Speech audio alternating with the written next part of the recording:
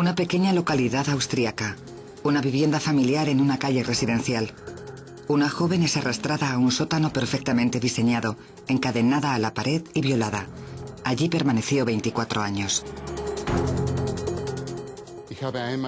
Fui a ver este calabozo, esta prisión en una ocasión. La recorrí y me alegré mucho de poder salir de allí. En ese oscuro y sofocante espacio, Elisabeth Fritzl tuvo 7 hijos. Su torturador, su propio padre, Josef Fritzl. Si estuviera en mi mano decidir cuál sería el futuro de Josef, le arrojaría al mismo agujero en el que estuvo Elisabeth junto a sus hijos. Durante 2 décadas consiguió engañar a todo el mundo. Nadie en toda la calle sospechó nada en absoluto. Hasta hace unas semanas, cuando el sótano desveló sus secretos. Inteligente, un estratega, un criminal casi perfecto del peor tipo. Convirtió la casa familiar en la casa de los horrores. ¿Cómo lo hizo? ¿Cómo consiguió ocultarlo durante 24 años? El sótano de los horrores.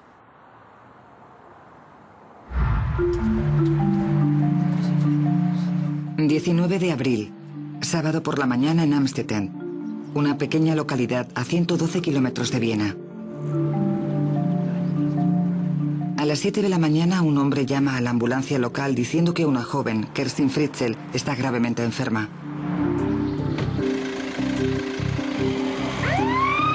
Una ambulancia y personal sanitario se desplazan al número 40 de la calle Imstrasse, la calle de Josef Fritzl.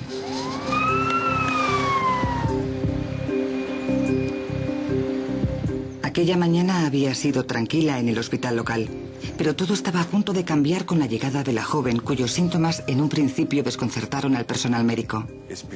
Estaba, y actualmente se encuentra, en un estado entre la vida y la muerte. Cuando la joven llegó al hospital estaba inconsciente. Además había perdido muchos dientes. A medida que avanzaba la mañana, Josef Fritzl, un hombre que se describió a sí mismo como el abuelo, acabó diciendo que la madre de la joven se había ido hacía muchos años para ingresar en una secta. Josef trajo una nota dirigida a los doctores que había escrito ella misma. Por favor, ayúdenla. Kerstin tiene mucho miedo a los extraños. Nunca antes ha estado en un hospital. Le he pedido a mi padre que me ayude porque él es la única persona que conoce. El hombre que sostenía ser el abuelo de la joven dijo que había una carta y que era la 4ª vez que su hija desaparecida le había dejado un hijo abandonado. Nosotros pensamos que había posibilidades de encontrar a esta mujer, pero eso ya no era tarea del hospital, sino de la policía. En un principio, las autoridades se centraron en encontrar a la madre de la chica. Querían interrogarla sobre lo que ellos consideraban negligencia penal. Se escribió a todos los colegios. Se buscó en la base de datos del registro central. Se llevaron a cabo investigaciones en la oficina de la Seguridad Social. Se exploró toda Avenida, pero no había ni rastro de Elisabeth. El 21 de abril, todavía desconcertados por la enfermedad de Kerstin e incapaces de localizar a su madre, Elisabeth Fritzl, los doctores decidieron hacer un llamamiento. ¿Qué pretendéis conseguir con esta entrevista? Nos gustaría que la madre se pusiera en contacto con nosotros. El encuentro tendría lugar con mucha discreción y sin duda supondría un paso adelante en el diagnóstico y el tratamiento. Por este motivo se hizo el llamamiento en televisión, porque el doctor no daba crédito al cuadro clínico. No se podía explicar la grave deficiencia de vitamina D que Kerstin tenía. Tras el fracasado intento de encontrar a la madre de Kerstin, la policía se vio obligada a cambiar de estrategia. Fueron a la casa familiar para recoger muestras de ADN de los Fritzls, incluyendo muestras de los niños que la madre había abandonado anteriormente. Queríamos tener muestras de ADN de todos, con el fin de encontrar al posible o posibles padres. Siempre pensamos que una mujer con tantos hijos podría haber tenido más de una pareja. Una de ellas podía tener incluso antecedentes penales. El señor Fritzl no tenía tiempo para tomarse muestras de ADN y no hacía más que posponerlo, alegando que tenía mucho que hacer.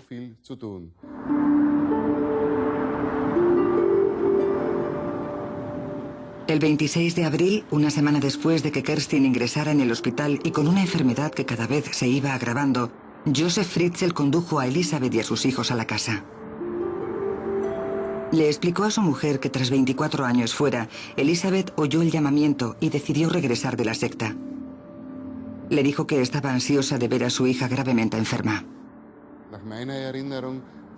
Si mal no recuerdo, llegaron a ir al hospital en un par de ocasiones, aprovechando que el doctor principal no estaba. Pasó el tiempo. Cuando volvieron después, la policía ya había oído que vendrían. Avisada, la policía estaba lista y a la espera. Querían interrogar a Elisabeth. El interrogatorio se centraría en esta mujer, en dónde había estado todo este tiempo y por qué había rechazado a sus hijos de esa forma. Pero no resultó nada fácil para la policía, ya que Elisabeth no estaba dispuesta a hablar. A medida que caía la noche, la verdad salió a relucir. Ella afirmaba que tenía una historia que contar, pero que solo lo haría a condición de no volver a ver a su padre. Lo que Elisabeth Fritzl tenía que decir conmocionaría al mundo. Tras asegurarle que así sería, a continuación, sin pausa alguna y en apenas 2 horas, relató los 24 años que había permanecido en el sótano. Aún tiemblo al recordarlo. Este primer detective se encontró ante una extraña imagen. Observó a esta mujer, su apariencia física. Y no quiero entrar mucho en detalles, pero solo con mirarla podías creer que llevara encarcelada muchos, muchos años.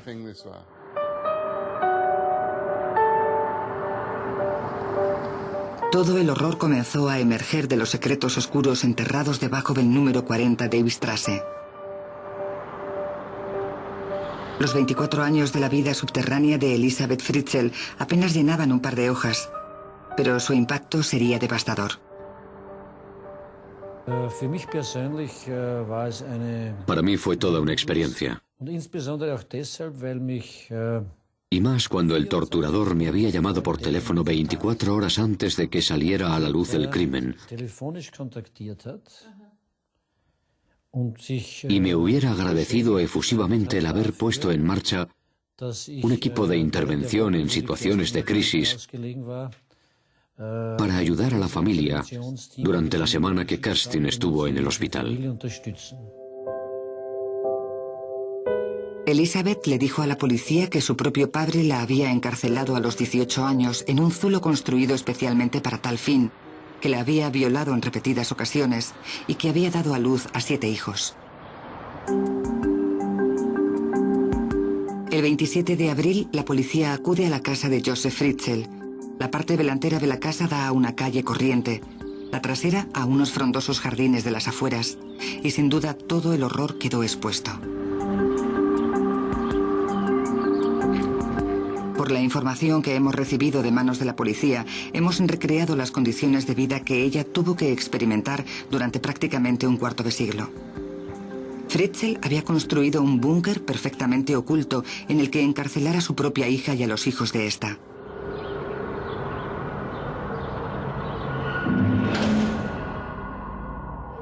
Bajando las escaleras del sótano y a través de un laberinto de habitaciones, había 8 puertas con cerradura antes de llegar al área habitable.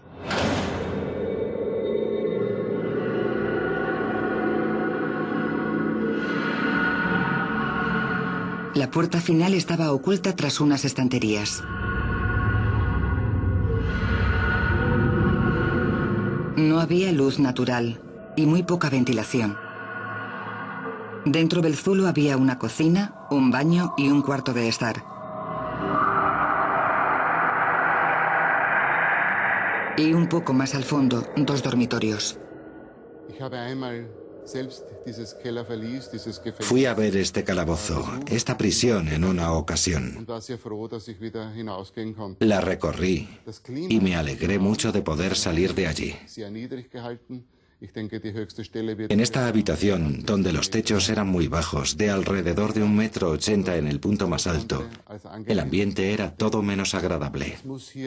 El hecho de vivir sin ventilación, además de la higiene personal, debía de mantener el nivel de humedad alto.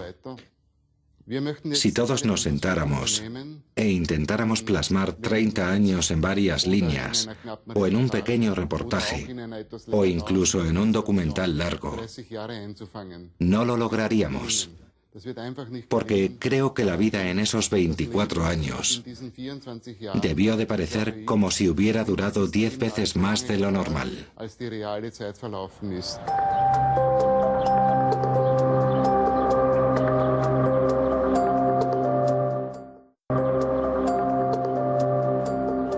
Todo lo que rodeaba al número 40 de la calle de Joseph Fritzl había creado una barricada natural.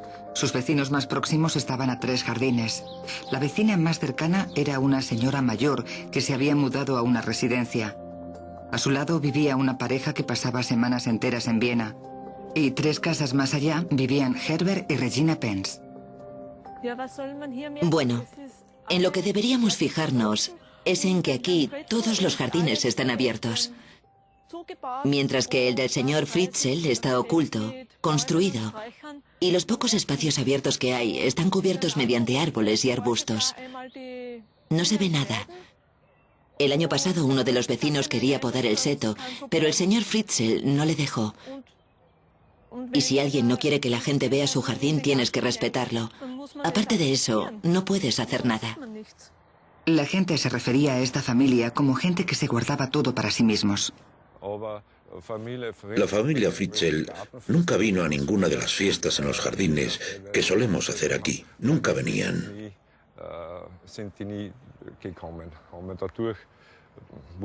La gente dejó de invitarles porque todo el mundo sabía que los Fritzl nunca irían a ninguna fiesta.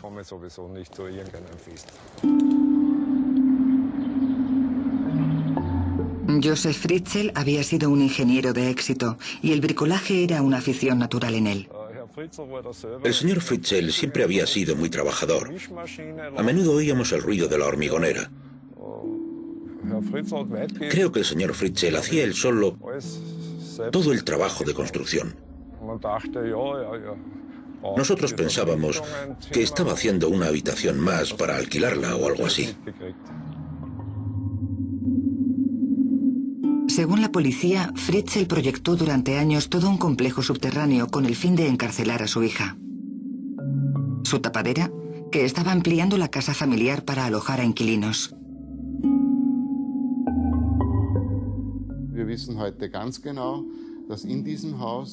A día de hoy, sabemos con seguridad que parte del antiguo sótano de la vieja casa se mantenía como reserva, por así decirlo.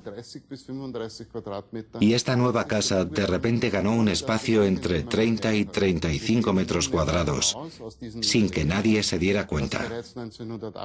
Ahora empezamos a pensar que él, ya en 1978, se había hecho a la idea de construir su propio reino y de empezar en el sótano una relación con su hermosa hija Elizabeth.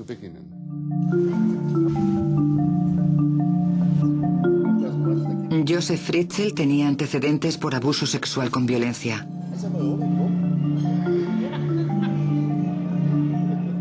En una microficha de los archivos policiales se refleja que en 1967 confesó haber violado a una mujer de 24 años a punta de navaja.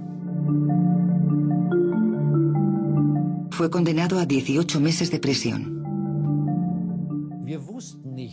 No sabíamos nada y no podemos investigar asuntos de los cuales no tenemos constancia. En Austria existe un estatuto de limitación. Este estatuto austriaco significa que cualquier ficha policial o documentación relativa a condenas por violación será borrado tras un periodo de 10 años. Sus antecedentes penales fueron eliminados. En los años siguientes, Joseph Fritzl se presentaba a sí mismo como un hombre fuerte y familiar en un devoto país católico. Su hija preferida, Elizabeth, era la cuarta de los 7 hijos que tuvo con Rosemary. Tuvo 5 chicas y 2 chicos. El padre era quien llevaba el mando. Había oído decir a los vecinos que el señor Fritzl era muy firme con sus hijos y que en su familia reinaba la más absoluta obediencia. Su mujer además era muy sumisa, todos lo sabíamos. Él era muy dominante con su familia. Era muy estricto. Era estricto, la gente lo comentaba, todos lo sabíamos. Según aquellos que conocían a Elizabeth del colegio, sabían que el ambiente en casa era opresivo. Una de sus mejores amigas del instituto era Krista Boldrich. Ella sostiene que era una adolescente reservada a la hora de hablar de su vida fuera de clase. Me daba la impresión de que se sentía más cómoda en el colegio que en su propia casa. Y muchas veces, cuando teníamos que volver a casa del colegio, se quedaba callada. Nos pasaba a las dos lo mismo. Cada vez se producía más silencio. Andreas Krusik fue el primer novio serio de Elizabeth.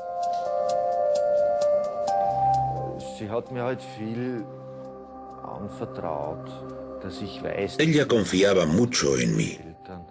Yo sabía que sus padres la presionaban mucho, que se fue de casa con 14 o 15 años y que tenía buena relación con alguno de sus hermanos.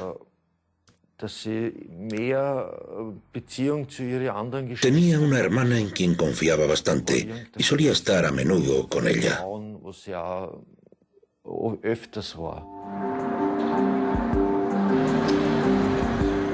Antes de su desaparición, en agosto de 1984, Elizabeth intentó escaparse a Viena por lo menos en una ocasión.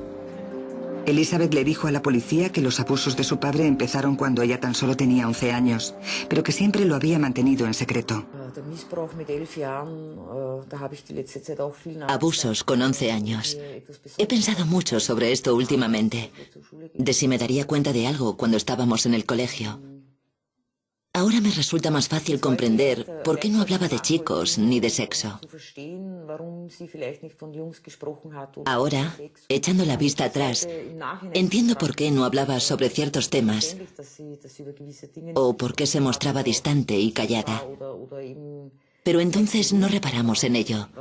Uno piensa que simplemente estaba teniendo un mal día. Fritzl les dijo a los investigadores que la decisión de encarcelar a su hija era para rescatarla de lo que él describía como personas de moral cuestionable, y que desde que empezara la pubertad, Elizabeth había dejado de obedecer sus normas.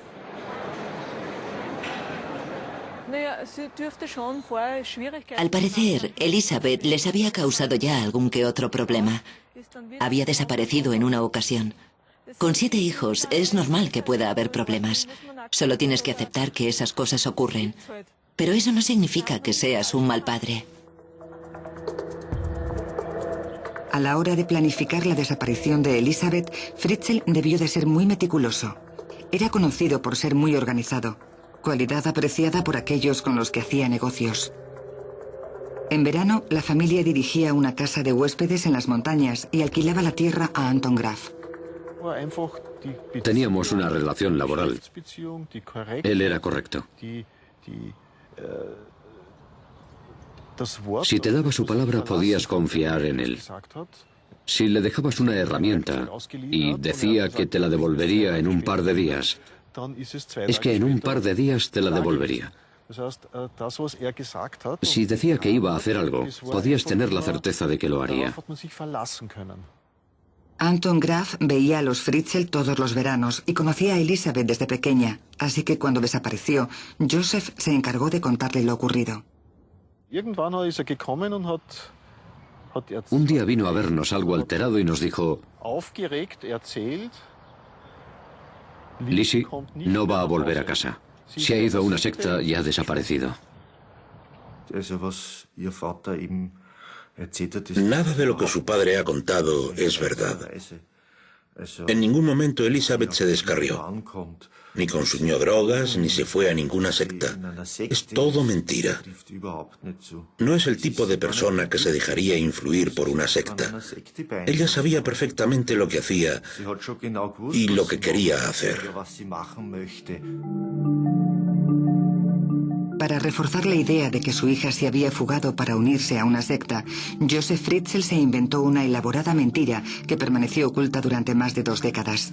Para impedir que se le preguntara al respecto, comenzó incluso a mandar pruebas. Un poco después, no me acuerdo exactamente cuándo, nos dijo que había llegado una carta. En la carta ponía que era inútil buscarla porque se encontraba muy involucrada en la secta y que estaba tan feliz que no pensaba regresar a casa.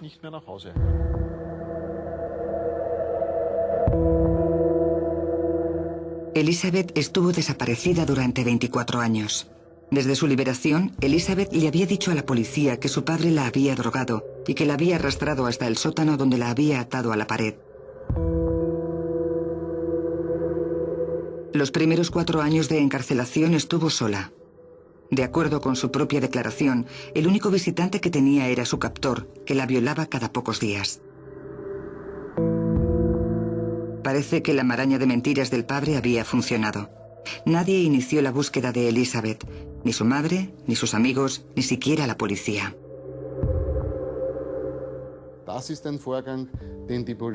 Es algo que la policía ve a diario.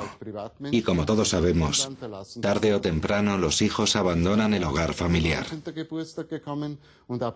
Luego llegó su 19º cumpleaños. Y la policía austríaca no está autorizada a buscar a personas desaparecidas mayores de 19 años. Porque de esta edad en adelante, todo ciudadano austríaco puede ir a cualquier parte del mundo que desee.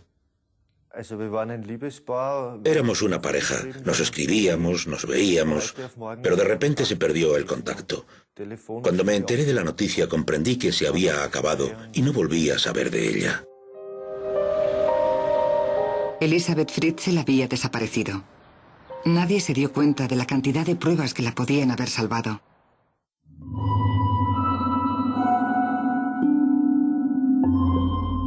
Tras 4 años sola, tuvo lugar el siguiente paso de su terrible y traumática experiencia: tener hijos con su padre.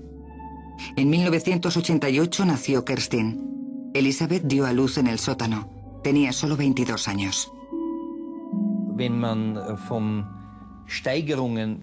Sin duda, el momento más duro para Elizabeth fue cuando se dio cuenta por primera vez de que se había quedado embarazada. La incertidumbre durante todo el embarazo de si su hijo nacería sano. Y luego el parto en sí mismo, teniendo en cuenta que no lo atendió ninguna matrona, ni ningún médico. Ha sido inevitable la comparación con otro caso austriaco, el secuestro de Natascha Kampusch. Desde los 10 años de edad estuvo encerrada en un zulo 8 años hasta que pudo escapar. Como ella, Elizabeth tenía que haber llegado a un acuerdo con su torturador para lograr sobrevivir. Desde que la hicieron prisionera con 18 años y la encarcelaran, ha debido de pasar muchísimo miedo. La cuestión es: ¿cómo ha sido capaz de hacer frente a ese miedo? ¿Y cuándo perdió toda esperanza? Porque eso es algo que tuvo que ocurrir en algún momento. Esto derivó en lo que se conoce como síndrome de Estocolmo, que es cuando la víctima se resigna al abuso. Escapar de un zulo habiendo 8 puertas con cerrojo siempre habría sido una tarea difícil, pero al estar embarazada es como si simplemente se hubiera rendido. Se produjo un cambio. Ella misma había mantenido que antes incluso de ser encarcelada, ya había sufrido abusos por parte de su padre. Y tras su secuestro, tuvo que soportar de algún modo una brutal violencia física, que con el tiempo se había ido atenuando. En total, Elizabeth tuvo 7 hijos de su padre. Michael murió al poco de nacer y su cuerpo fue incinerado por Fritzl en su propia casa. Los otros 3, Félix, que ahora tiene 5, Stefan, que tiene 18, y Kerstin, de 19, vivieron en cautiverio junto a su madre. Fritzl decidió llevarse a los 3 hijos medianos, Alexander de 12, Mónica de 14 y Lisa de 15 a la parte de arriba, para que pudieran disfrutar de una vida en libertad. ¿Por qué este hombre decidió coger a los 3 hermanos medianos y subirlos a la parte de arriba? Probablemente no lo sepamos. Podemos imaginar que sería por falta de espacio, porque no debemos olvidarnos de que cuantos más prisioneros hubiera, más difícil sería cuidarlos. Pero subirlos a la parte de arriba planteaba problemas. ¿Cómo explicar la llegada de esos bebés? Su solución fue sencilla.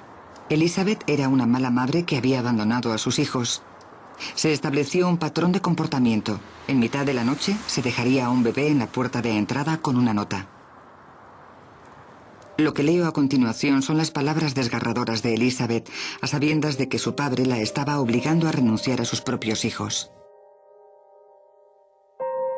Siento mucho tener que volver a recurrir a vosotros. Espero que Lisa esté bien, ya habrá crecido un poco. Mónica ahora tiene 9 meses y medio. Le he dado el pecho hasta los 7 meses y medio. Ahora come prácticamente de todo, pero sin duda lo que más le gusta es el biberón. El agujero de la tetina del biberón tiene que ser un poco más grande.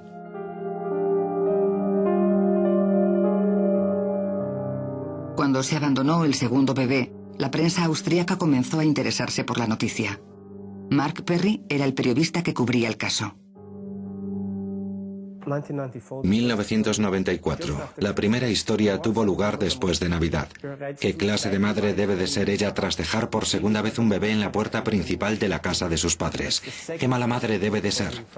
Citando las palabras del señor Fritzl, nuestra hija lleva desaparecida desde el año 1984.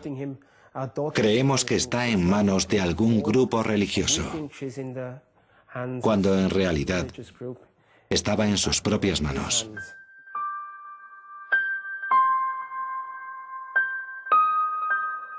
Incluso los servicios sociales creyeron la historia de Fritzl. De haber sido tal y como la gente lo asumió, y como el padre mantenía, si Elizabeth vivía en una secta, no habría sido muy difícil que los miembros de la secta la hubieran llevado de noche para dejar al bebé en la puerta, asegurándose de que nadie les viera. Los vecinos más próximos de Fritzl también creyeron su historia. La gente decía que era una irresponsable, que qué mala madre tenía que ser para dejar a sus hijos en la puerta. Frau Fritzl tenía otros 7 hijos y ahora encima tenía que cuidar también de sus nietos. Terrible. Durante los 24 años que Elizabeth permaneció en cautiverio, hubo alrededor de 100 inquilinos que tenían habitaciones alquiladas en la casa de los Fritzl, justo encima de su celda. Si piensas en el pasado, siempre puedes decir que oías golpes como de gente llamando a la puerta. Pero en realidad este no fue el caso. No recuerdo haber oído ningún golpe ni nada parecido. Y si oí algo, ¿qué podía hacer? Podrían haber sido niños jugando. Nunca se sabe. Tras el abandono del primer niño en 1992, los servicios sociales realizaron por lo menos 20 visitas a la casa. Con la condena por violación de Fritzl borrada de sus antecedentes penales, nadie estaba demasiado preocupado. De hecho, los trabajadores sociales estaban impresionados con la reacción de la esposa, Rosemarie, y su preocupación por los nietos abandonados.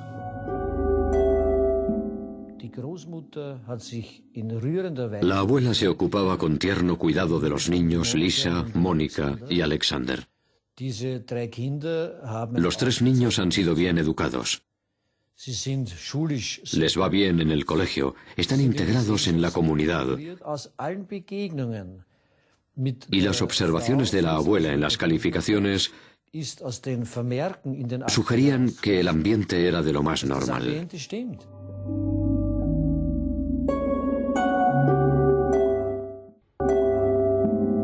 La gente mostraba simpatía por la pareja mayor que inesperadamente vio crecer su familia.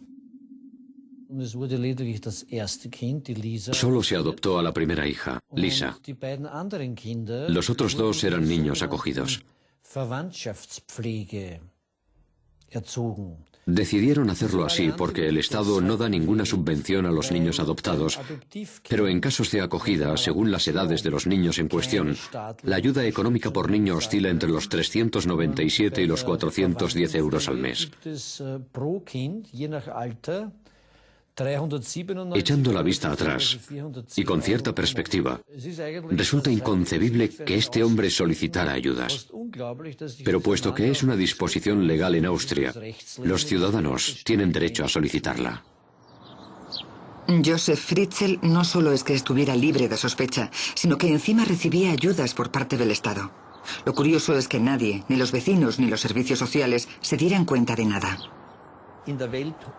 En el mundo superior, y entre todos aquellos que les conocían, la opinión era idéntica.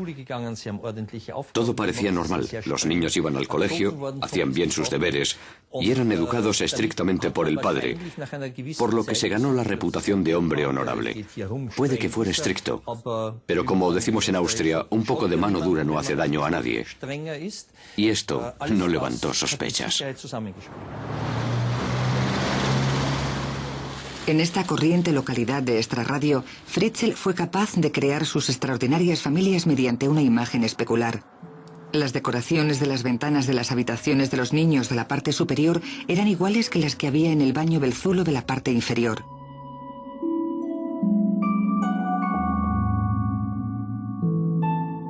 Según cuentan, se aseguraba de celebrar tanto los cumpleaños como las navidades con ambas familias. Pero ambos mundos no podían ser más diferentes entre sí.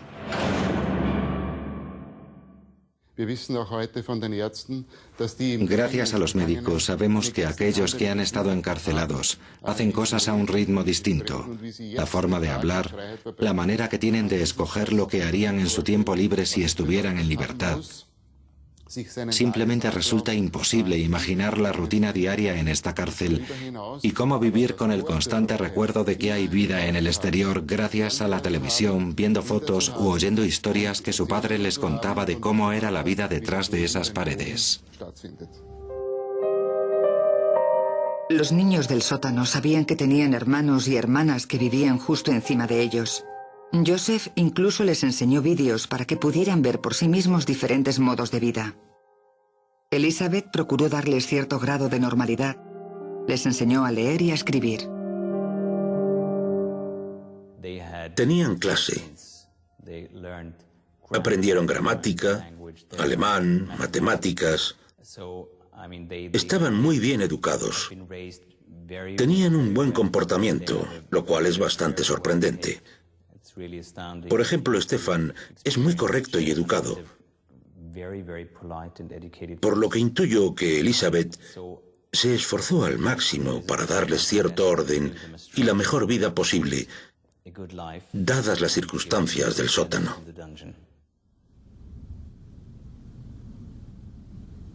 Imágenes recientes de Fritzl de vacaciones en Tailandia sugieren que no tenía ninguna preocupación y que tenía un voraz apetito sexual.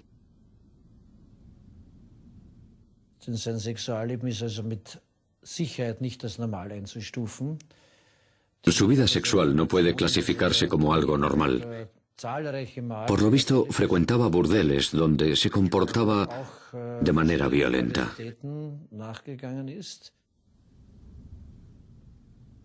Sus ausencias de varias semanas cuando se iba de vacaciones han levantado la sospecha de que contaba con la ayuda de un cómplice que cuidara de su familia.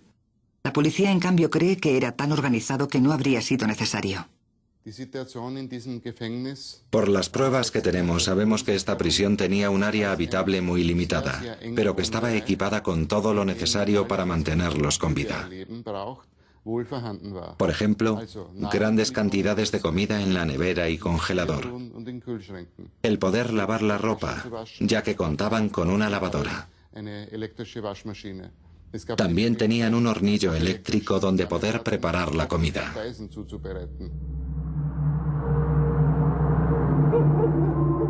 Se necesitaba una planificación detallada para poder mantener a 2 familias, una de ellas en el más estricto secreto durante 24 años. Con 4 prisioneros abajo a los que vestir y alimentar, Fritzl solía ir a hacer la compra a las afueras de Amsterdam para no levantar sospechas en la localidad sobre la compra de determinados productos. Las provisiones las llevaba de noche al sótano. Y al parecer durante todo este tiempo, su mujer, Rosemary, era ajena a todo lo que su marido hacía. La desaparición de su hija, la llegada de los bebés a su puerta, la ausencia de su marido durante largos periodos de tiempo. Al parecer, nada de esto logró alarmarla. No entiendo por qué no aprovechó la oportunidad en algún momento, como por ejemplo cuando se ausentaba durante 4 semanas, de actuar y decir, esta es mi hija y quiero averiguar dónde está.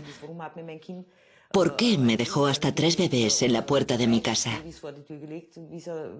No tomó medidas al respecto.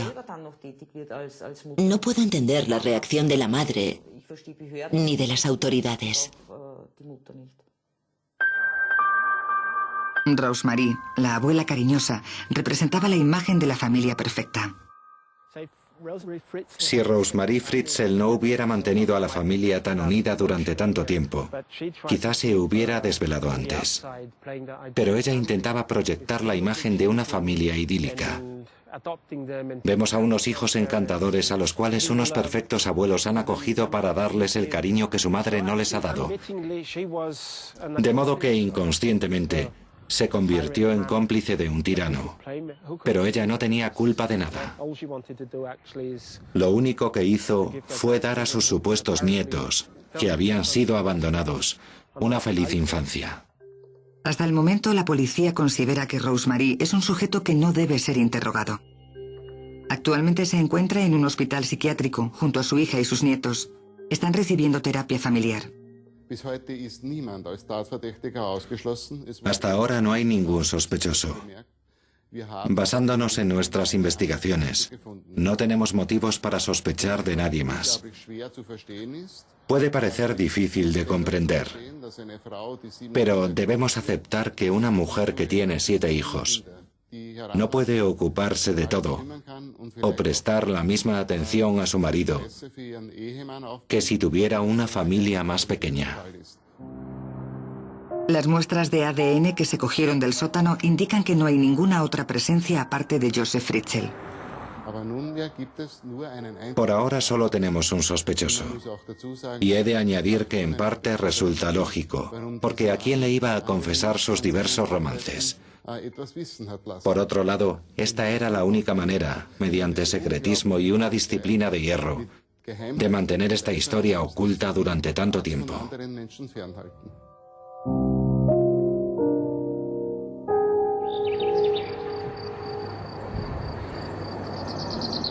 La familia se encuentra reunida en un hospital psiquiátrico a las afueras de Amsterdam.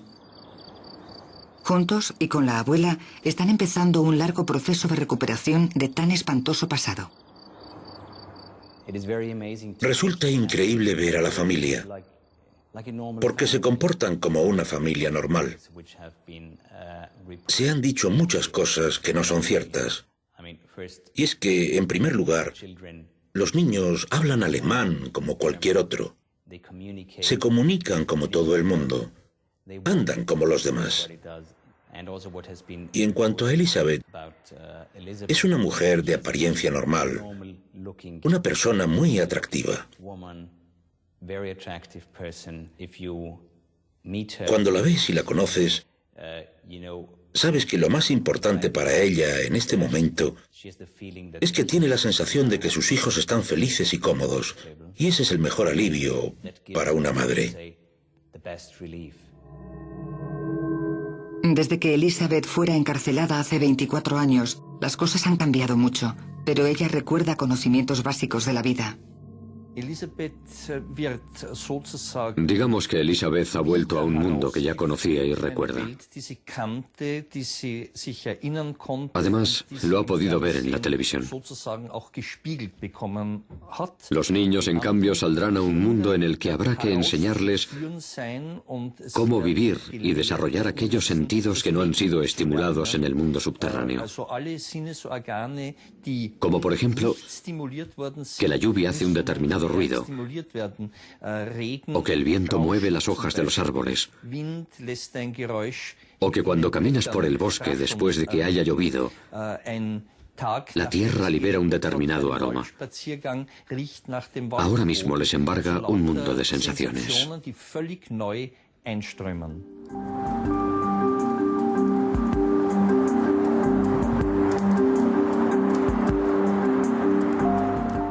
Hace unos días llovió y Félix dijo que quería ver llover por primera vez, porque nunca antes lo había experimentado. Y cuando oyes ese tipo de cosas, te das cuenta de que es verdad, de que nunca lo han visto, y es que aún les quedan muchas cosas por experimentar. Pero aún no es posible llevar una vida normal. El interés internacional que los miembros de la familia suscitan es tal que no pueden abandonar el hospital donde se están recuperando. Se rumorea que la primera foto juntos está valorada en 634.000 euros, por lo que podemos decir que aún siguen encarcelados. No pueden salir porque el exterior está siempre lleno de paparazzi que quieren sacar fotos, lo cual les devuelve la sensación de encierro. Para Alex, Lisa y Mónica está siendo muy difícil, ya que ellos vivieron junto a su abuela en la parte de arriba. No pueden ver a sus amigos, no pueden ver a sus compañeros de clase, no pueden ir al colegio. Y eso es algo muy duro, porque no hacen más que preguntar cuándo van a ver a la gente, cuándo pueden volver a clase.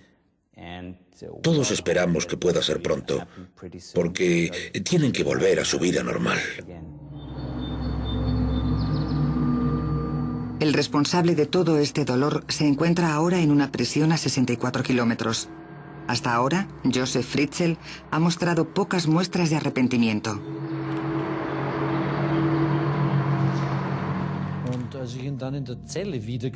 Cuando le vi en la celda le pregunté, ¿es usted el señor Fritzl? Me siento consternado. ¿Cómo puede alguien hacer algo así? A lo que me contestó, estoy muy arrepentido por mi familia, pero ya no puedo hacer nada. Le dije que eso tenía que haberlo pensado antes. Al parecer, Fritzl está enfadado por la dimensión que ha alcanzado la noticia.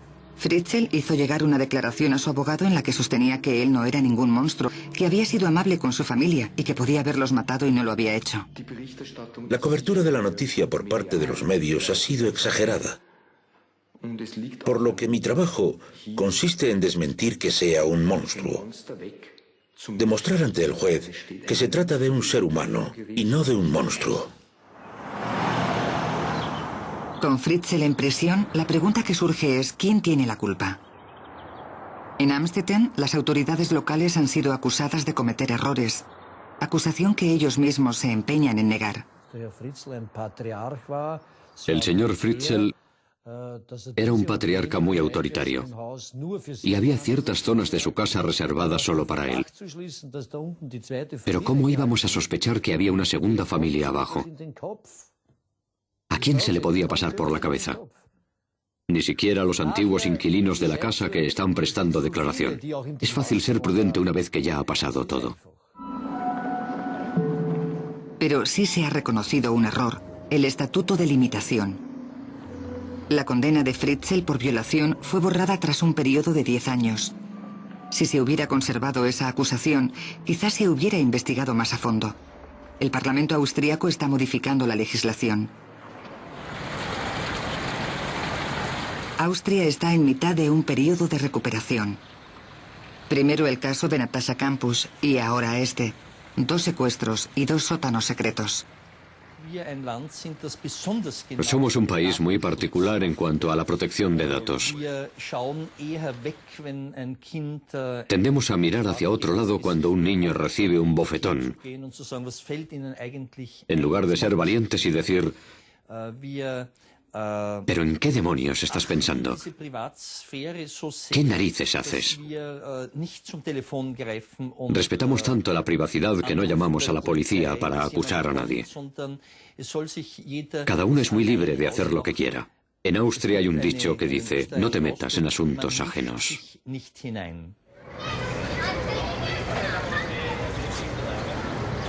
Fassungslosigkeit, Schock,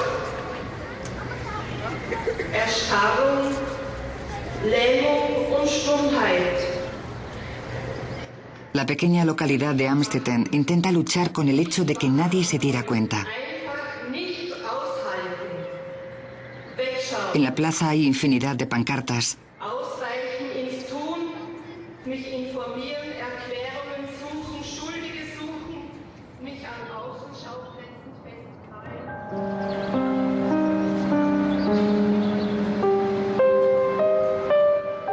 Era una emanación de sentimientos por parte de la gente que buscaba respuestas a lo acontecido en la familia Fritzl.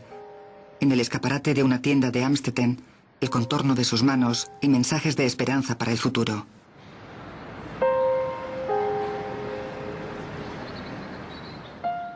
Me gusta el sol y el aire fresco. Quiero correr por un prado. Quiero libertad y fortaleza. Maltratador, padre, abuelo. El fiscal aún tiene que decidir si Josef Fritzl será procesado o no este año.